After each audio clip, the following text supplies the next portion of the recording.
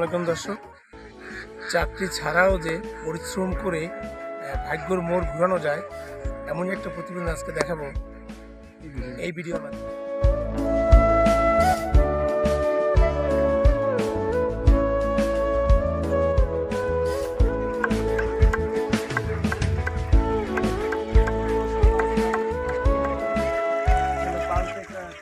চেষ্টা ও সাধনার মাধ্যমে যে জীবনের মোড় ঘুরিয়েছেন আমাদের সানারুল ভাগনা, আমি ওনার কাছ থেকে সেই বিষয়টাই জানবো।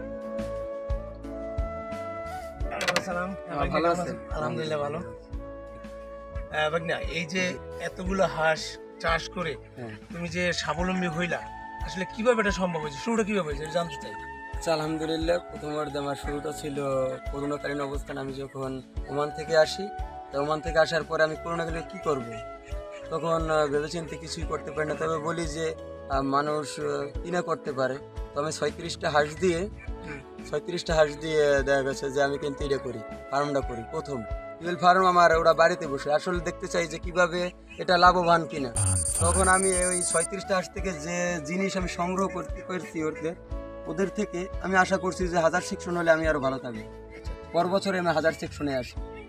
মানে 36টা হাঁস দিয়ে শুরু, তারপর মনে একটা সাহস জাগলো যে না, আমি আরো বেশি কিছু বড় আকারে শুরু করবো, কিছু একটা করা যাবে। আমি যে চাকরির পিছনে যে আমি দৌড়দৌড়ি করছি, আমি বিদেশ ছিলাম, আসলে ওখানে আমি সাকসেস হতে পারি নাই। কিন্তু এখন আমি মোটামুটি নিজের চেষ্টায় দেখতেছি না, এই হাঁসের খামার করেও মানুষ স্বাবলম্বী হওয়া যায়। এইটাই জাস্ট আপনি যে কথাটা বলছেন, আমি ওই ভেবে আসলে ভাবছি। ভাবার পরে আমার এখন আল্লাহর রহমতে এবছর 1300 সেকশন। তো সব মিলিয়ে আমি আমার এই হাতে মানুষ করছি আমি 2300 সেকশন, মানে 2300 হাঁস মানুষ করা হয়েছে আমার। তবে কমপ্লিটলি এখন 1700 সেকশনের আছে।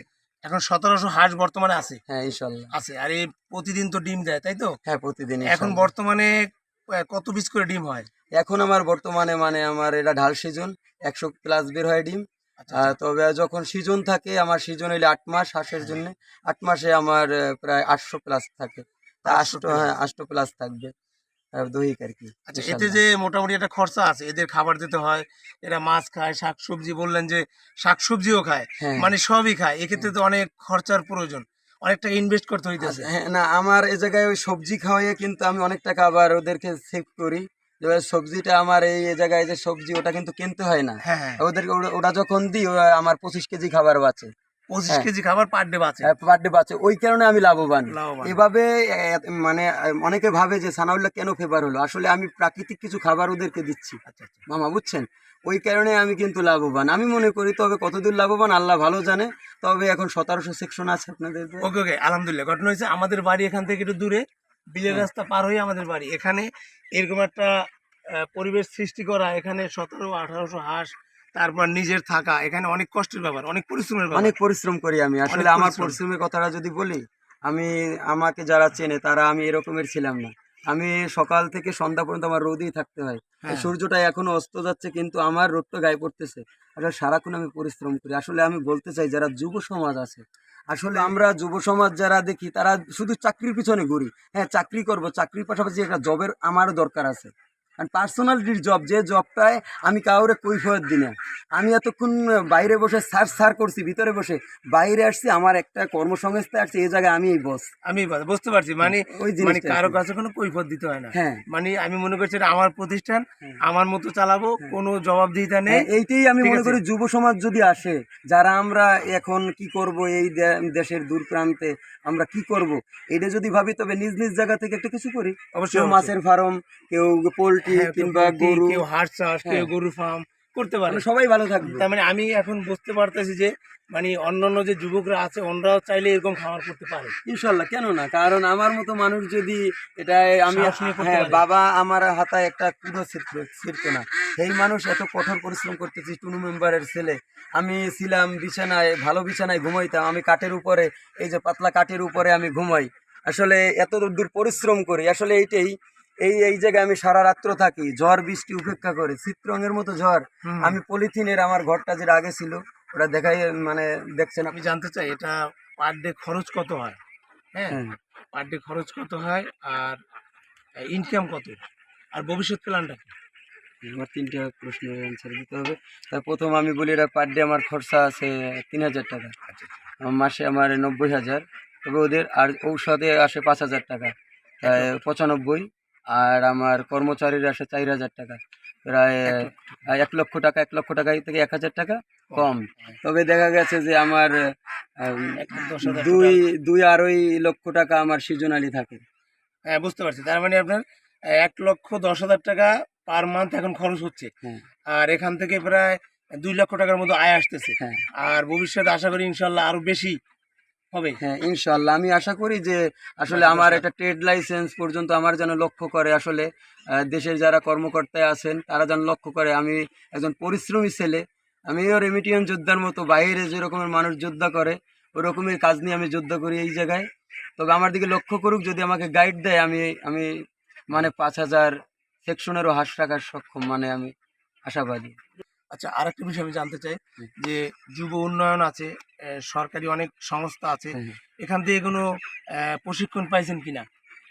প্রশিক্ষণ, হ্যাঁ, প্রশিক্ষণ বলতে আমার নিজের যত আমার ওই আমি ইউটিউব সার্চ দিয়া অনেক ভালো ভালো খামারির থেকে আমি সাজেস্ট নিয়েছি। আসলে খামারির সাজেস্ট অরিজিনাল হয়, আমি মনে করি ডক্টরের চেয়েও, কারণ সে তো আমার বাচ্চাগুলো দিছে।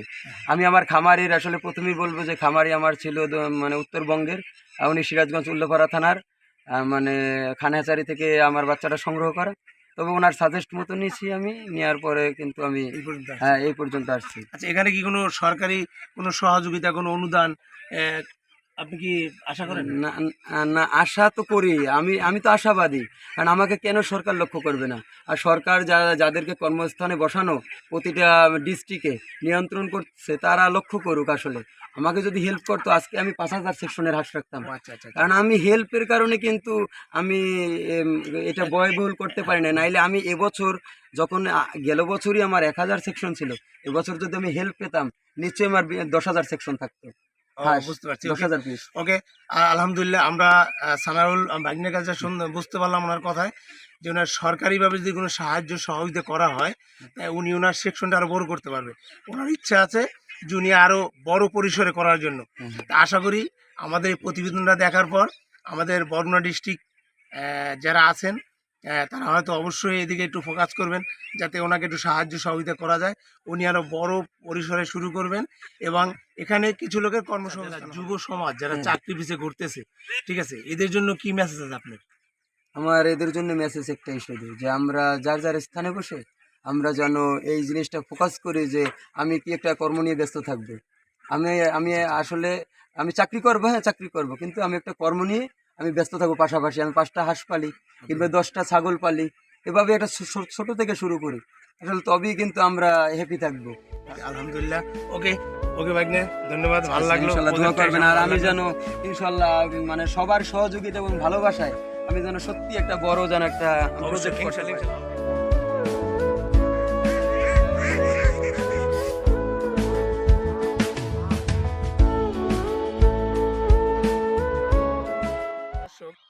কঠোর পরিশ্রম ও ইচ্ছা শক্তি থাকলেই জীবনে সফল হবে। সবাই ভালো থাকবেন।